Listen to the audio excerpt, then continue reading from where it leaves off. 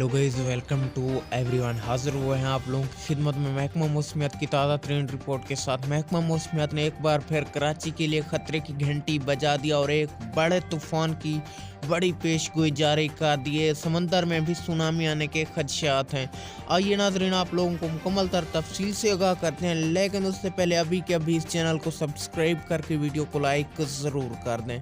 महकमा मौसमियात की ताज़ा तरीन रिपोर्ट के मुताबिक आज फिर से लाहौर, इस्लामाबाद और कराची और इनके मुल्हक्का इलाकों में ज़ोरदार बारिश के इम्कानात हैं। इसके अलावा कराची में आज फिर से बड़े तूफान आने के भी खदशात हैं। महकमा मौसमियात ने बड़े स्ट्रॉम की पेशगोई जारी कर दी। महकमा मौसमियात का कहना है कि आइंदा हफ्ते में कराची समंदर में सुनामी के भी खदशात हैं। हाई अलर्ट जारी कर दिया और माहीगीरों को भी आइंदा 24 घंटों के लिए समंदर में जाने से रोक दिया।